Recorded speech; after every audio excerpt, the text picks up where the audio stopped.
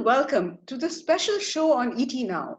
As India and the world struggle for ideas on how to combat the crisis following the outbreak of the COVID-19 pandemic, we at ET Now are delighted to bring our viewers an interaction with a very special guest, India-born American economist Raj Chetty, professor of public finance, Harvard University, and one of the youngest in the history of the economics department at Harvard to get tenure.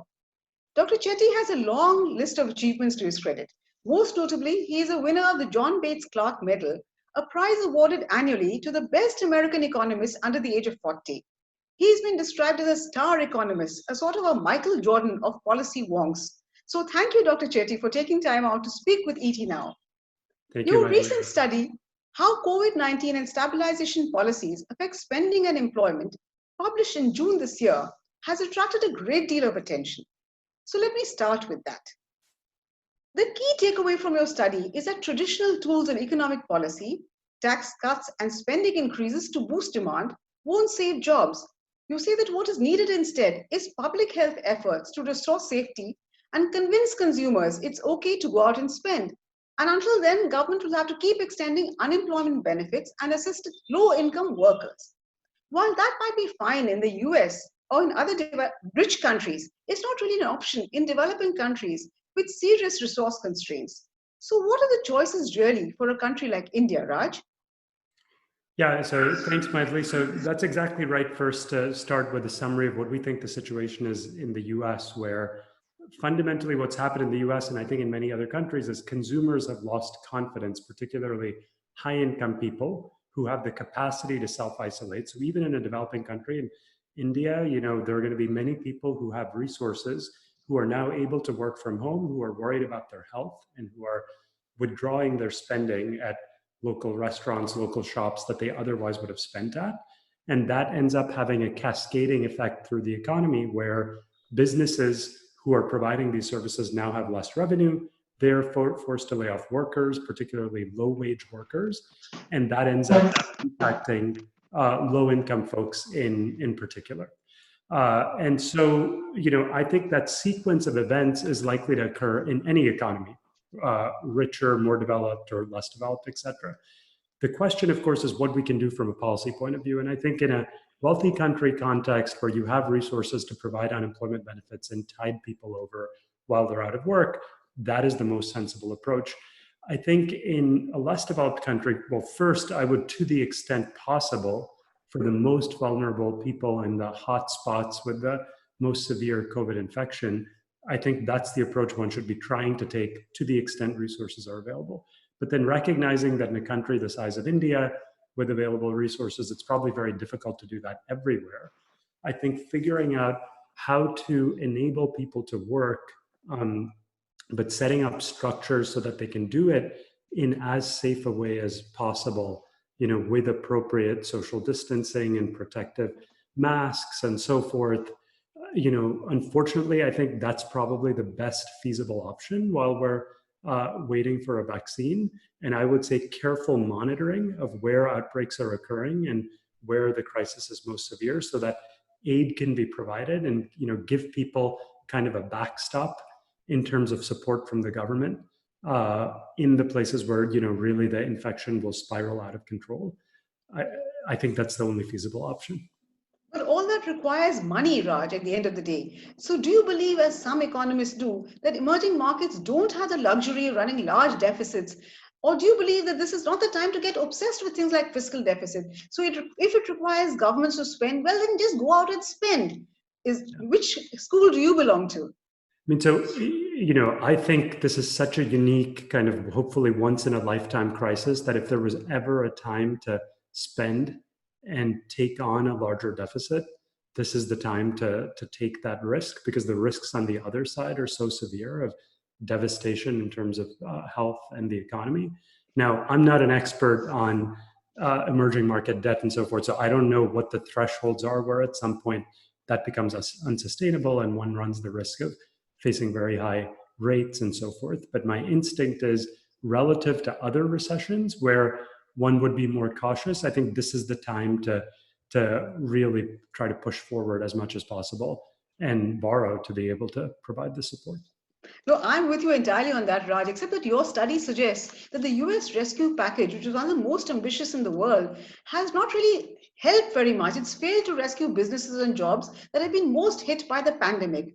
So, if the most ambitious program in the world is not going to do very much, then what really is the point of developing countries spending, not achieving the results, and at the same time ruining their fiscal balance? But so that's a very good point, Mythili, but I would argue that the US rescue package, while it was very large, was in retrospect, with the benefit of the data we now have, probably not best designed in terms of how it was targeted. So I think the money could have been spent differently and perhaps even more prudently in a way that would have been more effective. So let me be more precise on what I mean. So what the US did was give an enormous number of loans to businesses, to small businesses in particular, and also paid stimulus checks to the vast majority of households, received a $1,200 check per person in an effort to increase spending and then stimulate the economy.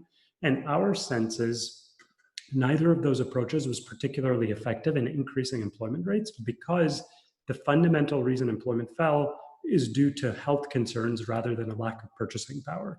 So that type of stimulus approach where we put cash into the economy, I think it works best when spending has fallen to begin with because of a lack of cash, because of a lack of purchasing power. But what we're seeing in the data is there are lots of high income folks who haven't lost any income at all. And they're cutting back by 30-35% on the amount they're spending simply because they don't want to go outside their house. There's no, they're working remotely. There's much less demand for hotels, restaurants, travel. And giving people extra money is not going to make them go and spend that money on those businesses. And so what I've been arguing in the US context is that rather than focusing on stimulus, which is what economists traditionally do in the context of recessions, instead focus on social insurance, focus on the social safety net. We have to concede that until we solve the public health problem, we are not going to be able to restart the economy. So in the meantime, let's figure out how we limit hardship and help people pay their rent and not get evicted and things like that, kind of be able to get by for a few months. And when you take that view, then I think you can potentially achieve that aim at a much lower cost, still a significant cost. So I think your question's absolutely right on what's feasible in India, but a much lower cost than the $1.5 trillion that the US spent. And so that's the perspective from which I think India should be approaching the problem as well. Okay, so which takes me to another interesting, if I may say, somewhat counterintuitive conclusion in your report. And this is that the pace and timing of reopening doesn't seem to make much of a difference as far as revival of economic activity is concerned. Because the fundamental reason you say that people don't seem to be wanting to spend is because it's not because of state-imposed restrictions, but because high-income people are able to work from home and they're being cautious given their health concerns. And unless this is addressed, there's limited capacity to restart the economy, you say. But would that really apply to a country like India, where the vast majority don't have the luxury of working from home? And also, the propensity to consume is much higher at the lower income levels. So, if you were to open up, maybe people would go out in search of jobs, and because they need to spend, they will spend. So, the pace of reopening would have an impact on economic activity. Would you agree? Yeah, I think that's certainly plausible that in India, the state restrictions could have a much bigger impact than in the US. So look at it like this: when you have the luxury of not facing a trade off between your health and being able to put food on the table, which lots of folks in the US have, right? You're able to maintain your income while working remotely, then you might make that choice to stay home and be cautious. When you are facing that stark choice, though, that you literally don't have enough money to pay bills and put food on the table, now it becomes imperative to go out and work and find some way to generate some income. And then if there's a state ordered restriction on economic activity, that could have a much bigger impact in that context. So I think, to me, Mythili, all these questions get to the maybe the broader point here of our analysis, which was to show how you can use modern data sources to answer the types of questions that you're asking very rapidly. And we were able to do that in the US context using things like credit and debit card data, payroll company data, things like that. I would imagine in India, while things are not quite digitized to the same extent, there's going to be a capacity to do a very similar analysis there with various data sources of this type. And then one would be able to directly answer in real time what is happening in the Indian economy as we have reopenings or various types of restrictions, other policies, and so forth. I know, Raj, that you're very big on big data, and I do have a question for you on that a little later in the discussion. But at the moment, I just want to stick to the entire idea of stimulus package. In that context, what is more important, the quantum or the timing, as you say?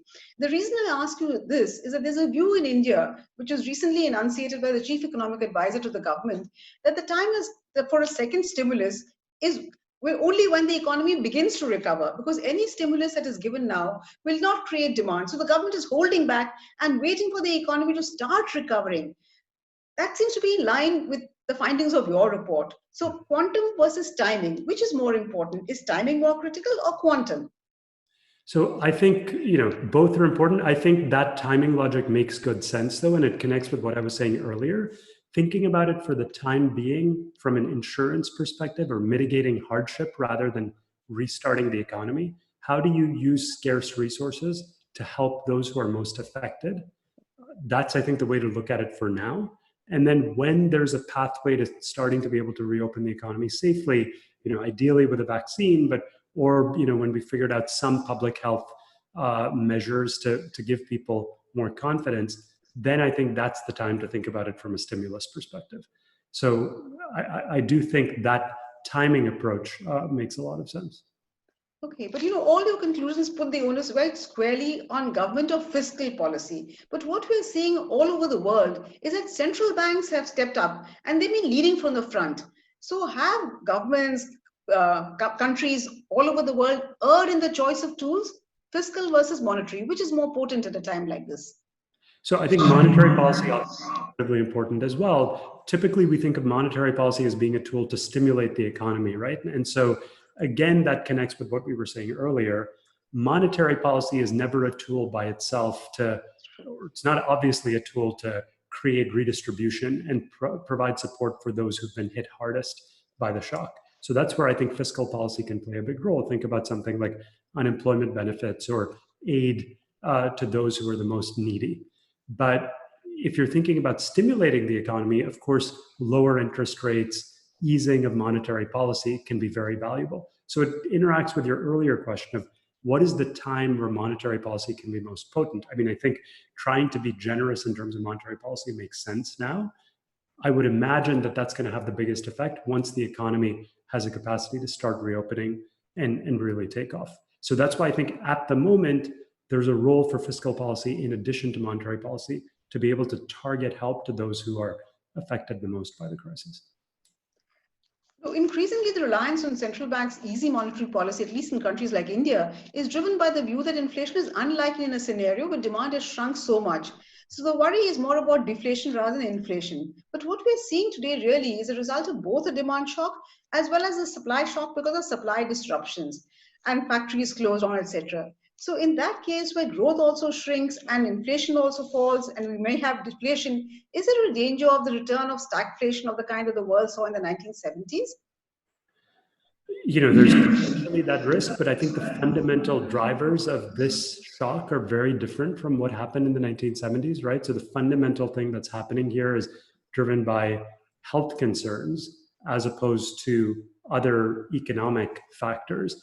And so my instinct is if we can figure out a way to address the underlying health concern, there's a path to a potentially rapid recovery, but we just need to make sure we're able to kind of build the bridge to get over to the other side. So I don't think inflation is a first order concern at the moment. And my sense is that most central banks, as they're thinking about monetary policy, are not fundamentally focused on risks of inflation. I think that makes sense given price data that people are looking at in various contexts. But I don't think from a broader perspective that one is necessarily likely to go down the stagflation path that one had before, because the fundamental root cause of the shock is just completely different here. You're entirely right on that. But this crisis is something that originated in the real sector, I agree. But there is now a danger that it could spill over to the financial sector as excessively low interest rates in the bid to stimulate the economy lead to over leveraging and asset bubbles. We're already seeing the disconnect between the real economy, capital markets, stock markets running up, gold market prices shooting up in India.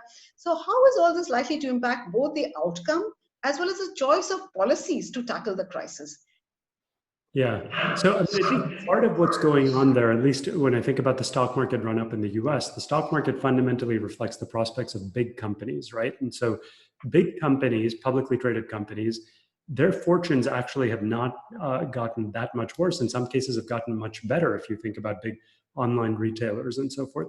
So it's not obvious to me that when we look at the stock market, it does seem very disconnected from the real economy, but it's not completely obvious that it's a speculative bubble as opposed to something that reflects the fundamentals that those particular companies that are reflected in stock exchanges, what their prospects look like. And so I hesitate to make forecasts because economists tend to have quite a poor record in making forecasts of what's going to happen. But my instinct is, as we continue to track what's going on here very carefully, we can get a sense of whether things are happening with companies' balance sheets that bring those risks to the forefront. For the time being, at least based on the data I'm familiar with, more in the developed country context, I don't see that as the first order concern for now. Yes, I agree. Economists are quite a discredited lot. Remember that famous saying about economists having predicted 10 of the last 9 recessions. So you're right on that. But coming to your next big thing, you're a big proponent of using big data in policy formulation. And yes, I agree with you that data is an invaluable tool. But could it be a bit like driving at a car, looking at the rear view mirror? Because how can it help us navigate the future, especially in environments like today, where the past is really no guide? Also, given the suspicion of deep state in democracies, how does it manage the trade off between a more intrusive state and public fear of possible misuse of this data by the state? It's very much there in India, and I'm Yeah. sure it's there in the US too. Yeah, those are excellent questions. So let me take them one at a time. So first, are we looking in the rearview mirror? So of course, data by its nature has to be about the past. But very importantly, what we've been doing in our recent work in the study you described is using what we think of as essentially real-time data. So data from the past few weeks or the past few days, as opposed to the last recession, right? And that I think can enable a very current view of things. So to give you one concrete example, with these data, we were able to tell within 3 or 4 days of the big stimulus bill in the United States, the $1.5 trillion expenditure, we were able to analyze its impacts within 4 days after those stimulus checks were sent out. You could see very quickly that those checks were making low-income consumers spend more, but they were spending more on online retailers rather than the local shops that had lost the most revenue to begin with. And as a result, the potential multiplier effect of the stimulus was greatly diminished. So you could see very quickly how an economic policy was impacting the economy. To give you another example, these large loans, $500 billion of loans given to small businesses, within a few weeks, we were able to tell that they were not increasing employment rates all that much. Estimated a cost per job saved of something like $200,000 per job. And you would have been able to tell that within 3 weeks after implementing the policy. So what that allows you to do, Mythili, the way I think about an analogy to your driving the car is you're basically getting feedback as you're turning the steering wheel of the economy in terms of which direction you're going in. So you implement a policy, you can see very quickly within a few days what's happening, and then you can maybe course correct. You can say, the way we design these loans, it's actually not having that much of an impact. Let's change the structure of the program so it's targeted more to certain types of businesses, to certain areas, to certain sectors. And so that is, I think, the hope with big data coming from private sector companies, not to have a better retrospective view of what happened many years ago, but as we're going along to adjust things. So now on your second question, what's the big trade-off in using that type of data? So when we were doing this work, that's precisely the trade-off we faced. We wanted to set up a publicly available tool that anyone can use to use these data to see what's happening in the economy.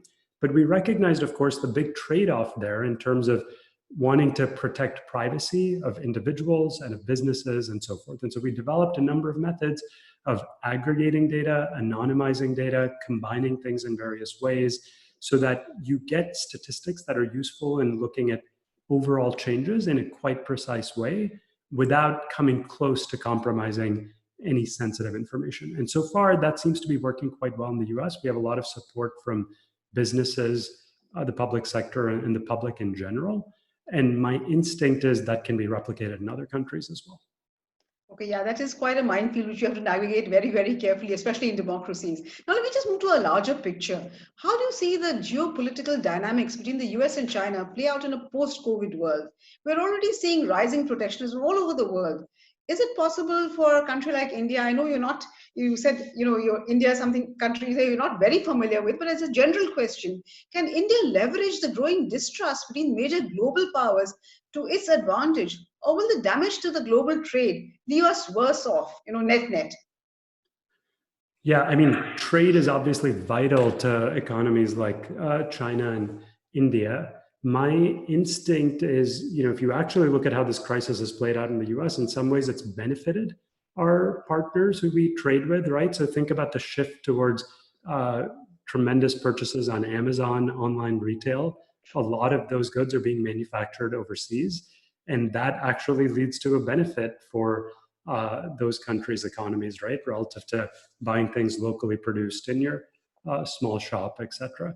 And so it's not clear to me exactly how this crisis is going to play out in terms of those kinds of patterns. There is, of course, broadly independent of the COVID crisis, kind of a shift towards protectionism in the political sphere in many parts of the world, and that can be detrimental for developing countries' economies in particular.